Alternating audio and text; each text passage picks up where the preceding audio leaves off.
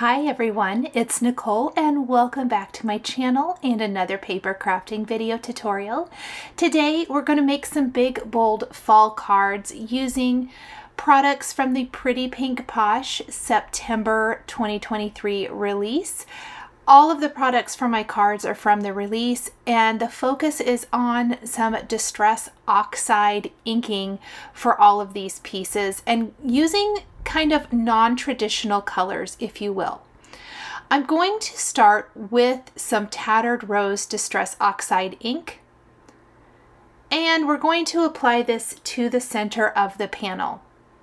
Now, this may not be what you consider a traditional fall card, but I really wanted to see what I could create using something a little non-traditional with all of my colors.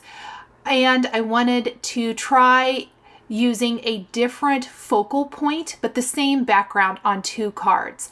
I will be creating each background exactly the same, so I'll only show that once on camera, and then I will share the inking of the large elements for the card. I'm going around the edges with some Gathered Twigs Distress Oxide ink now, and I know if you have been here before, you've heard me say this, it always looks bad before it looks good. And that's just the way it always seems to go. So now I'm going to go back with Tattered Rose, and I'm going to work that ink into the brown that we added around the edges. The more layering and the more color you add to whatever it is that you're inking, I think the better it ends up looking. We're just going to keep working that color all the way, and that looks pretty good. That actually looks really nice. I'm going to go ahead and clean up my work surface, and now I'm placing this in my stamp wheel. This is going to help hold everything in place while I do my stenciling with this awesome layering stencil set from Pretty Pink Posh. This is the Layered Fall Wreath Stencils. And we're going to start with our bright color here and start applying that nice dark red, and then we've got a really bright pink.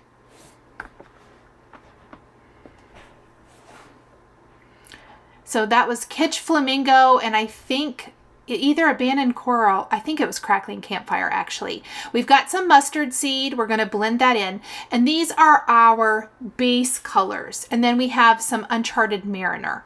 So again, I'm really going outside of the traditional fall colors box for the most part and doing something a little bit brighter. I'm using a pretty heavy hand when applying all of these inks, as we are applying them over a background that we have already applied ink to. Oh, that's looking super pretty. For our layering, we're going to do the stems for our layered wreath. And this time we're going to go in with Gathered Twigs, and I'm going to use a really heavy hand with my inking here as well. I want the stems and the veining on the leaves to show up really, really well. Plus, when I pull this away, that really adds to that circular feeling of the wreath. Oh my goodness, look how pretty that is. Okay, we are going to do that on the second background. So I have applied my background colors just like I did for the first card, but this time we're going to use the layered Woodland stencils instead of the layered wreath. Same basic design and same basic idea, just a little bit different background. And I wanted to show how you could do the same technique with two different stencil sets. So we're just going to apply all of these colors just like we did before. Making sure I like a little overlap in my leaves. If you have a little bit of overlap, it really gives you a pretty effect. Same colors, nothing is different here. And this really, you could achieve the same basic effect with either stencil set. I just wanted to show how you could create kind of the same kind of thing, basically. All right. It's a little bit different with this one where it's not in the circular shape, so I am guessing a little bit more regarding, you know, exactly where I want the color to go. It wasn't just, you know, one color, then the next color, and the next. Now I'm going to go in with gathered twigs, and we're going to add in some detail. For me, I can't quite remember. The stencils are all labeled either A, B, C, or D, you know, or 1, 2, 3. But I can't remember if this is in order or not. This just made sense to me so that I could see where I was going next. I actually think I flipped these out of order so that I could get the stems in place. And then we have these adorable mushrooms, which I absolutely love. And I am, again, doing the same thing I did with that first stencil, where I'm inking parts of the stencil in one color and then switching colors.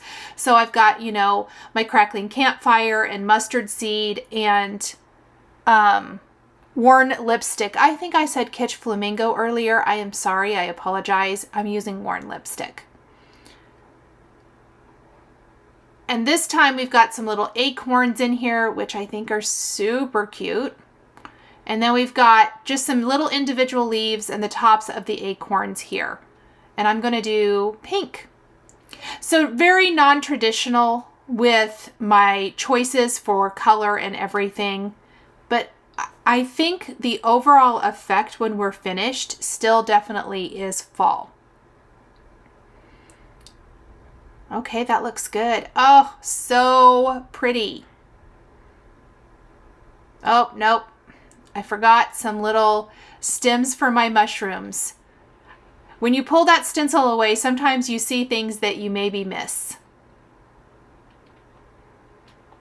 Okay, so now that I have my backgrounds, I want to go around the edges of my panel with a little ground espresso.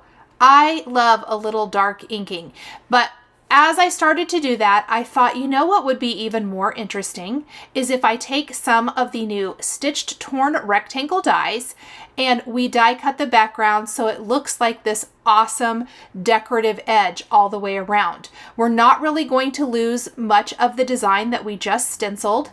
So let's go ahead and die cut our backgrounds and then apply that ground espresso around the entire edge. And that torn edge is really going to pick up the dark ink color beautifully and make it so much fun to look at. And now we're just going to concentrate that color right around the edge. I love it. I think that's going to be really, really pretty.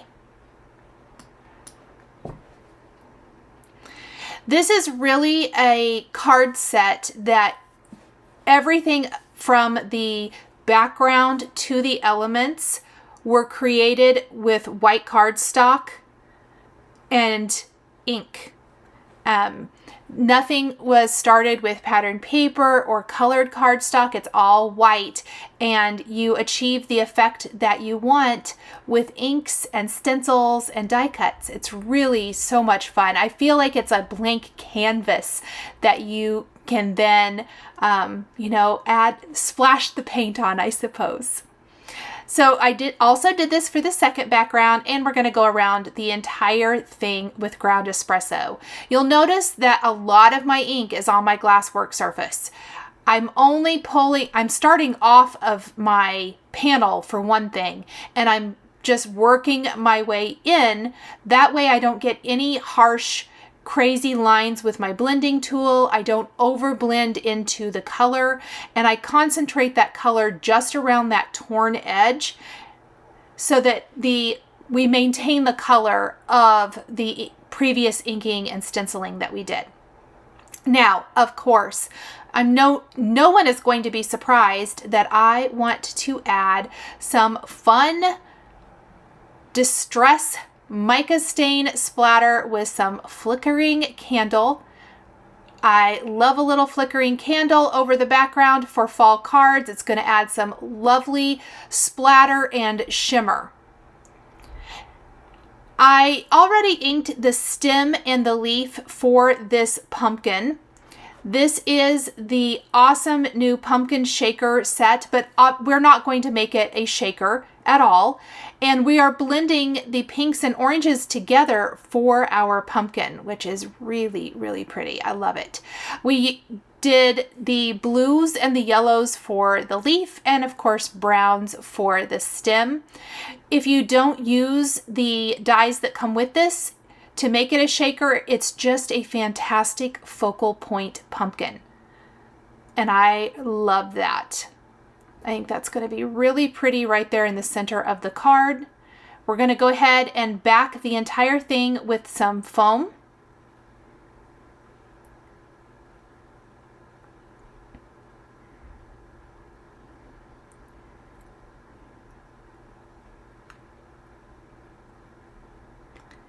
And we're going to pop it up kind of at an angle in the center of our panel. I have to decide which way I want to be up. And then we're going to also pop some foam back behind the stem and add that. Now with dies this big, the pumpkin shaker and then the acorn shaker we will be adding to the second card panel. They are big, bold, and take up a ton of room on our card. So you don't really need a whole lot else. They are the focal point. Really just some greetings and some simple embellishing is all that's going to be needed to finish this off. So there is our first background, which I think is super pretty.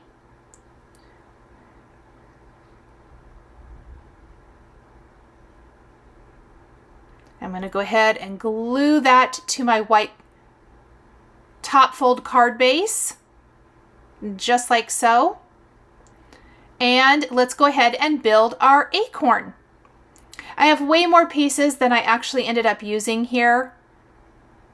I was going to do something different and then opted for this. Now the acorn is slightly different than the pumpkin as it already comes with the frame for that acorn. And because of that, I decided to go ahead and just lay them together on the stamp wheel so it holds them in place. And taking some of those same ink colors, we are going to apply our ink to the top and the bottom. Super fast inking. The sticky texture of the stamp wheel helps hold it in place. And I love the base of yellow underneath and then the brown on top. I think that's just the perfect way to add quick, easy color. Then we're going to go around the bottom with a little ground espresso to make it a little bit darker and so that it has some of that two-tone shading as well. Anytime you have little dies that need to be held down while you're inking, the stamp wheel is a fantastic option. Now, same thing here is I want to pop up my acorn with foam, but because it has all these pieces, I'm going to lay it down and then I'm simply adding foam adhesive, and that foam is going to hold that outer layer and the inner part together. This because I'm not making it a shaker. If I was making this a shaker, I would do this a little bit different, but again, this works really well if you just need to hold that outer frame in place.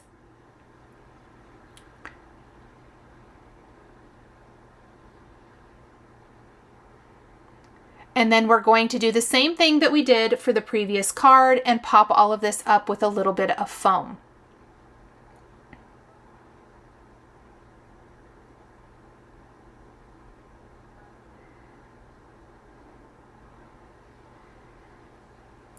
That looks so pretty.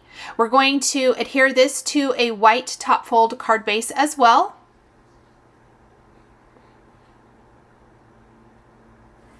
And then we will add some sentiments.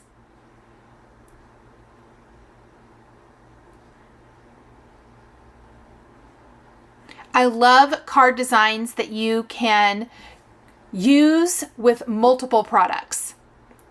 Okay, so now that we have everything, the base of our design, I looked at it and decided I feel like our die cuts need a little splatter too, but I need to protect the back of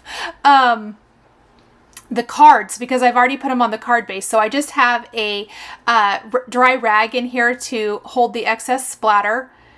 And I'm adding a little bit of splatter to both the pumpkin and the acorn with that flickering candle distress mica stain. And I love it. I think that that just looks really, really pretty. Now let's get some sentiments for our card. We are die cutting the thankful script from some gold matte cardstock.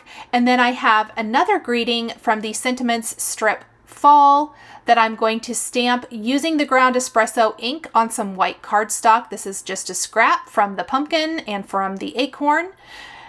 We're going to die cut these with some strip dies. And once we have all of our pieces, we can add those to our cards. So that thankful is going to go right through the middle of each card design. I love a big, bold, scripty sentiment with a smaller sentiment strip. I do that for a lot of cards. It's one of my favorite looks, and it's always, always a showstopper.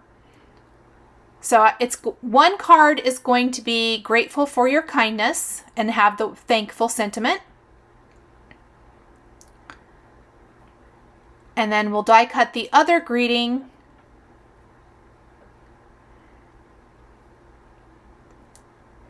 And that one reads Thankful Fall Greetings. I'm using tweezers to help hold on to everything while I add my adhesive. And then I simply place it where I want it to go. And it does slightly hang off. And I'm putting an acrylic block on top, which just helps hold it nice and flat, kind of smushes it out, if you will, while that glue dries. Placing another little piece of foam adhesive behind the sentiment strips, and then we'll pop those down in place as well. The final piece for these cards today is some Pretty Pink Posh confetti. Pretty Pink Posh is very well known and got started with all of their wonderful sequin mixes and confetti and all of that goodness.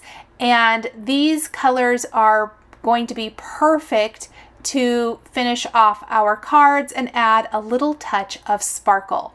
I like to use the Simon Says Stamp triangle trays to hold on to my confetti pieces. And I'm going to add some little hearts.